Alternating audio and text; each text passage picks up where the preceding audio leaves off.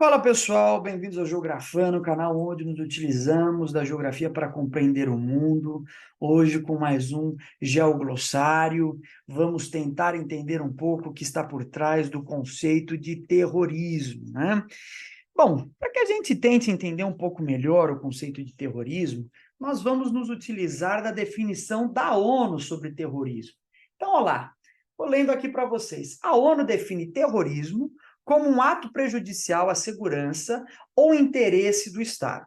O terrorismo é o uso de violência física ou psicológica por meio de ataques localizados a elementos ou instalações de um governo ou da população governada, de modo a incutir medo, pânico e assim obter efeitos psicológicos que ultrapassam largamente o círculo das vítimas, incluindo o restante da população do país.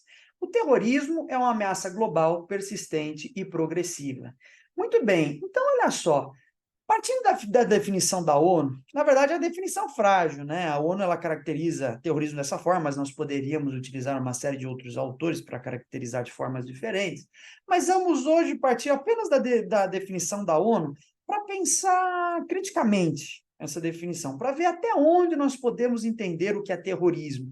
Ver se essa ação, né, se essa conceituação inclui as ações dos grupos terroristas, como são classificados, ou se ela pode abranger diversas outras formas de atuação, inclusive dos Estados nacionais. Então vamos por partes, né? A ONU define terrorismo como um ato prejudicial à segurança ou interesse do Estado. Bom, se a definição ficasse por aqui, ela seria extremamente frágil, né? Ato prejudicial à segurança ou interesse do Estado. Bom, os interesses do Estado são vários. Eu posso dizer que o Estado tem interesse na própria segurança nacional dos seus civis, e que um criminoso qualquer que assalte uma pessoa em qualquer lugar, ou alguém que furte qualquer tipo de mercadoria, acaba se enquadrando como terrorista nessa definição. Mas tudo bem, a definição ela continua, ela não para por aí, né? Ela continua e diz: o terrorismo é o uso de violência física ou psicológica por meio de ataques localizados a elementos ou instalações de um governo ou da população governada, de modo a incutir medo, pânico e assim obter efeitos psicológicos que ultrapassem largamente o círculo das vítimas, incluindo o restante da população do país. Vamos por partes aqui, né? Uso de violência física ou psicológica. Então, o terrorismo, logicamente, porque o terror ele inclui também o que é o medo, né? O medo é um aspecto fundamental para a gente pensar terrorismo, né? Essa ideia de terror. Então, uso de violência física ou psicológica por meio de ataques localizados a elementos ou instalações de um governo ou da população governada. Aqui existe uma questão interessante. Geralmente, quando a gente pensa em terrorismo, a gente pensa que o terrorismo ele tem uma dimensão de destruição de pequena a média. Ou seja, os atos terroristas geralmente são promovidos a partir de ações, às vezes individuais, né, atentados com bombas, às vezes de ataques a figuras públicas. Então, tem um nível de destruição que é pequeno para médio. Por exemplo, os ataques às Torres Gêmeas em 2001 é considerado, nível de destruição médio, localizado. É diferente do Estado Nacional, que tem um poder de destruição muito maior, muito mais amplo. Os Estados Unidos tem uma bomba atômica, ele decide jogar essas bombas atômicas em Hiroshima e Nagasaki, e ele arrasa com as duas cidades, matando aí centenas de milhares de pessoas, né? Então, quer dizer, terrorismo, ele teria um nível de destruição pequeno para médio, né? Bom, então pode ser utilizado de forma física ou psicológica, simbólica, né, contra pessoas ou contra a infraestrutura dos estados. Mas é interessante aqui notar como sempre o terrorismo ele é uma ação antigovernamental, ele é pensado nesse sentido. É a ação de um grupo que está contra um estado. E nesse ponto aqui, como geralmente é caracterizado, talvez houvesse uma contradição.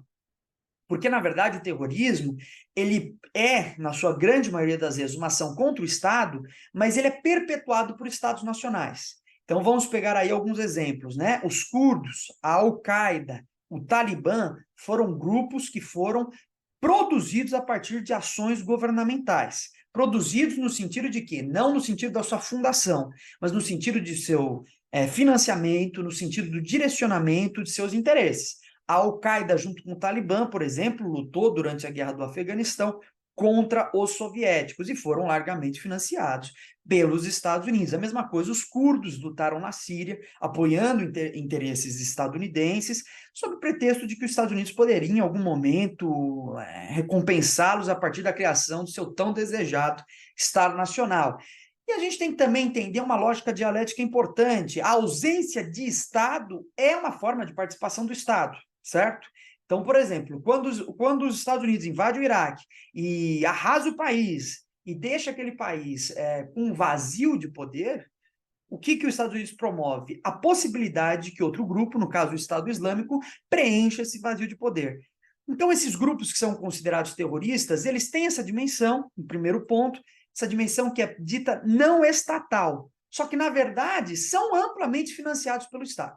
Começa aqui, não é em todos os casos, certo? Em alguns casos, né, a gente tem grupos que atuam de forma mais autônoma a partir de agentes privados, financiados a partir de agentes privados, mas o Estado sempre, pela presença ou pela ausência, produz esses grupos. É uma relação dialética importante. Então, dizer que o terrorismo é uma ação contra o Estado não está errado, mas dizer que ele não tem relação com o Estado está completamente errado.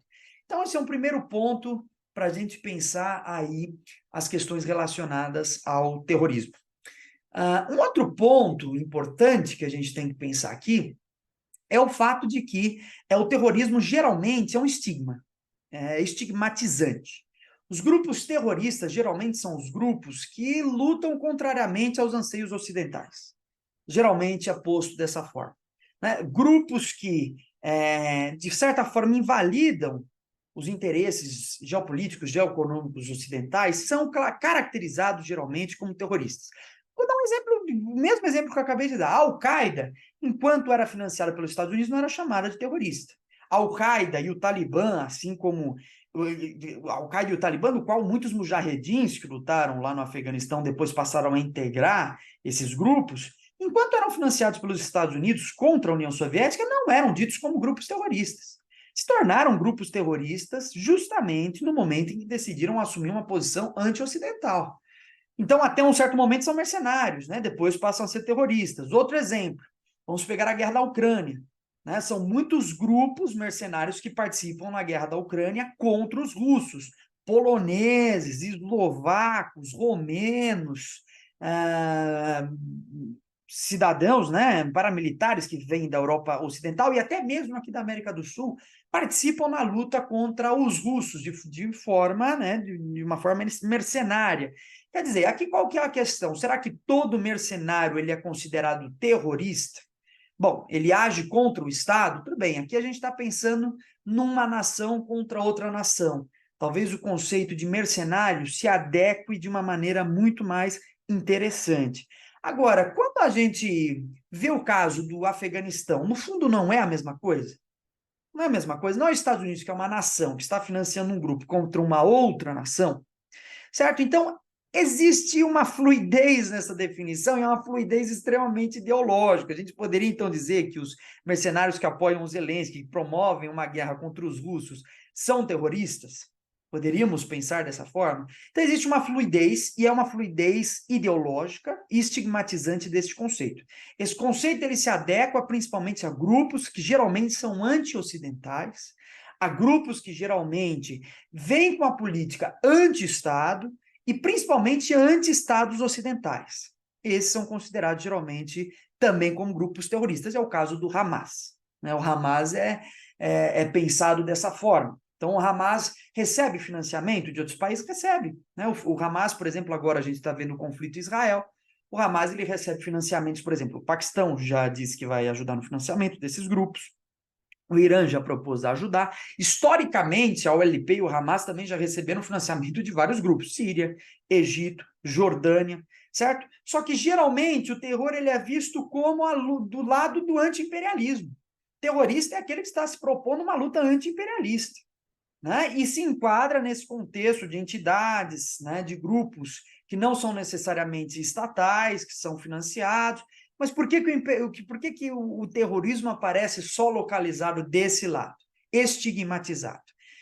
Isso surge principalmente por conta do conceito de guerra ao terror, né, que surge com o George Bush, com a doutrina Bush, ou seja, a guerra ao terror, guerra ao terrorismo. O terrorismo é esse perigo internacional que nós precisamos combater. Só que quando a gente começa a analisar o conceito em sua maior profundidade, nós começamos a perceber como isso é extremamente fluido. As ações dos Estados Unidos em outros países, em que medida elas podem ser entendidas como atos terroristas? Bom, a gente já viu, na medida em que os Estados Unidos financia, isso daqui a gente pensando que o terrorismo não necessariamente tem que estar ligado com o Estado, mas pode ser financiado, né? Dizer que os Estados Unidos seria um agente do terror, a gente até pode classificar assim, mas que ele promove o terrorismo, bom, segundo essa definição, ele promoveria o terrorismo quando ele financiasse esses grupos de combatentes. Então, diversas vezes os Estados Unidos financiou o terrorismo. E desde sempre os Estados Unidos promovem o terror. Assim como outros grupos. Os russos também promovem o terror, né? Os chineses também promovem o terror. Claro que a gente tem que olhar aí em qual escala, em qual medida. Agora, dizer que a gente vai assumir uma posição de que algumas nações são boazinhas e outras ruins, isso é muito prejudicial ao próprio estudo da história, né? Um estudo moralizante da história. Ciência não trabalha com bom ou mal, né? Trabalha com as ações efetivas de cada nação. Então, esse conceito é muito plástico, estigmatizante, geralmente, então, o terrorismo é utilizado para caracterizar grupos que fazem uma luta anti-imperialista, anti-Estados Unidos, grupos que geralmente têm ações de pequeno e médio porte e que são também financiados por outras nações, da mesma forma que os Estados Unidos financiou diversos grupos terroristas aí na história. Acho que aqui o que é interessante colocar como reflexão final seria esse caráter psicológico do terror. Se a gente pensasse, né, o caráter psicológico do terror, e essa noção de terror ela é antiga, lembrem-se lá do terror jacobino durante a Revolução Francesa, esse terror ele pode ser utilizado pelo Estado contra a sua própria população.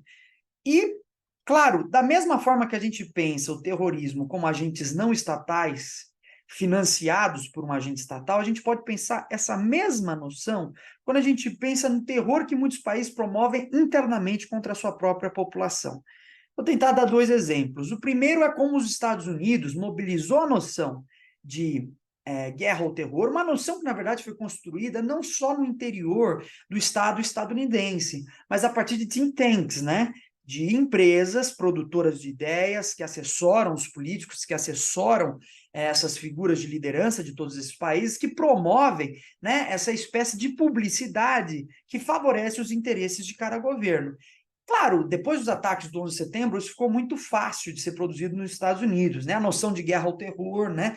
A noção de terrorismo, a noção do muçulmano, o islâmico terrorista, que tem ódio dos estadunidenses, isso tudo foi produzido a partir de um marketing, a partir de uma publicidade que tinha qual objetivo? Justificar as ações estadunidenses, principalmente. Então, quando um Estado nacional, como os Estados Unidos, financia grupos de mídia, financia empresas produtoras de ideias para disseminar essas ideias na sociedade, o Estado norte-americano não está, mais uma vez, financiando o terrorismo, só que dessa vez contra a sua própria população? Se o terror tem essa dimensão psicológica, os Estados Unidos, de alguma forma, financia e produz esse terror contra a sua própria população. Um terror simbólico, um terror psicológico. A gente poderia até entrar na dimensão da violência, né? Isso daqui nos levaria a outros caminhos, né? Mas o Estado, na sua negligência, ou o Estado, no seu sentido de acumulação capitalista, dá abertura para que a violência ocorra, né? E isso também é uma forma de terrorismo. Mas isso precisaria nos entrar numa dimensão filosófica mais profunda.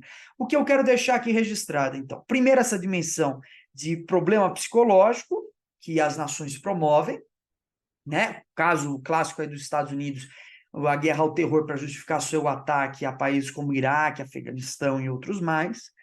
E é uma dimensão realmente psicológica, diz respeito à produção de uma paranoia. A paranoia, ela já existe na sociedade.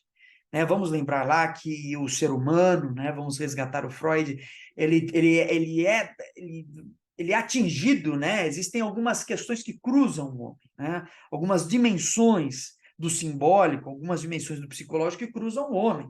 E os sintomas fundamentais são quais? Paranoia, neurose e histeria. Né? Pelo menos são esses os grandes conjuntos que a gente observa quando a gente faz a leitura da obra freudiana. Então, isso faz parte da dimensão do vivido. O vivido ele é cruzado por essas dimensões. O Estado, o que ele faz? Ele se apropria para incentivar, para estimular essa dimensão. Não é que ele produz, ele não cria paranoia, a paranoia já existe. Ele só aumenta esse nível paranoico. Né? Ele também lembro lá do Adorno, né, do seu livro clássico, me fugiu o nome agora, aquele livro onde o Adorno faz a análise da seção de astrologia dos grandes jornais estadunidenses. Ele chega na conclusão, bom, os grandes jornais estadunidenses, na verdade, criam a paranoia. E vocês já viram isso na vida de vocês. Quando vocês acessam um vídeo lá no Facebook ou no Instagram, os Reels, a gente vê aquilo lá, né? A gente vê a terceira pessoa do seu WhatsApp tem ódio de você, paranoia pura. A sociedade, ela tem uma transversalidade, ela é cruzada por essas dimensões. É claro que as empresas e o Estado, então, se utilizam dessas dimensões e exploram ela capitalistamente, né? Exploram ela no sentido de produzir mais capital. Então, quando o Estado estadunidense promove essa noção de guerra ao terror, promove a noção de terroristas infiltrados em todos os cantos, ele estimula essa paranoia que já é natural da própria formação social. O nacionalismo também, a gente pode puxar da dimensão nacionalista como também uma dimensão que é repleta de aspectos paranoicos, não? Então, os Estados Unidos, o que ele faz? Utiliza essa dimensão, e os Estados Unidos, né, já vem historicamente constituído por essas dimensões, né, o futuro manifesto, né, o novo mundo, tudo isso está dentro de uma dimensão que beira a paranoia, né, e utiliza então essa violência psicológica simbólica para justificar seus anseios geopolíticos e geoeconômicos. Aqui no Brasil também, quando a gente vê essa produção do terror que é feita a partir da mídia, né, Record, que vai lá e fala que em todo canto tá, a situação é perigosa, em vários aspectos, né? Mas quando a gente assiste um programa desses, a gente sai louco, pensando que em todo canto tem alguém para te assaltar, para te matar, enfim. Tem uma dimensão geoeconômica, tem uma dimensão geopolítica, tem um estigma ideológico, né? Então, essas violências simbólicas psicológicas são produzidas pelos Estados nacionais contra a sua população e contra outras populações, dentro dessa caracterização que a gente está fazendo aqui a partir da ONU, e a gente poderia ir por outros caminhos. Por fim, seria interessante pensar o Hamas, né? O Hamas, por que essa discussão toda, na verdade, está sendo feita hoje no nosso canal? Porque o Hamas, ele é estigmatizado dessa maneira. E quando eu chamo outro grupo de terrorista, o que vem na cabeça, no senso comum da população, não é um grupo que promove ataques de pequeno e médio porte contra a população, que podem ser financiados pelo Estado. Quando a gente fala de terrorismo, não é isso que surge na cabeça, no sentimento médio da população. Quando a gente fala de terrorismo, que vem a noção de terror. Um grupo que está produzindo um terror contra uma população fragilizada. E não se trata disso, de jeito nenhum. Hamas é assim estigmatizado, porque luta contra Israel, que é um Estado financiado pelos Estados Unidos, e, portanto, é uma luta anti-imperialista. Sendo anti-imperialista, é assim estigmatizado, e quando eu chamo o Hamas de terrorista, eu justifico as ações do imperialismo contra ele. Não, ele é terrorista, então Israel tem mais que invadir, então os Estados Unidos tem mais que auxiliar. E quando a gente não conhece a história e vive nesse estado de alienação, né? Vamos pensar o seguinte, gente. Nos últimos 4 meses, a guerra... Eu estou gravando esse vídeo dia 15/10. A guerra começou dia 7/10, no Yom Kippur, feriado religioso dos judeus. Nos últimos 4 meses, ou seja, da guerra para hoje, a gente está a 8 dias de guerra. Então, vamos pensar. Nos últimos 4 meses, 4.000 palestinos foram mortos na Cisjordânia e na faixa de Gaza. Sem guerra, sem o Hamas ter atacado. Quando a gente vive num estado de alienação, a gente não conhece a história, não sabe como historicamente foi se constituído em estados como Israel, a gente tende a caracterizar como terror aqueles que são vítimas do terror. E aqui faço uma outra diferenciação. Terrorismo é uma coisa, terror é outra. A gente não pode pensar que somente os grupos chamados de terroristas promovem o terror. O terror ele é produzido pelo Estado Nacional. Também é um erro que muitas vezes a gente tem, né? Quando a gente pensa que terrorismo é o que são os grupos que produzem o terror, a gente tem uma grande falha nessa definição. Então, todos os Estados nacionais são terroristas. Para a gente classificar melhor o terrorismo, a gente teria que entender esses ataques de médio, pequeno porte, seria uma maneira talvez mais interessante, mas entendendo que terrorismo não pressupõe o grupo que produz o terror. O terror é produzido, e realmente, diretamente por estados nacionais, como Israel, como Estados Unidos, como China, como Rússia, como todos esses. Claro que a gente precisa dosar as coisas e tentar ver quais possuem os princípios mais interessantes. Tá? Mas é isso, pessoal. Ficamos por aqui.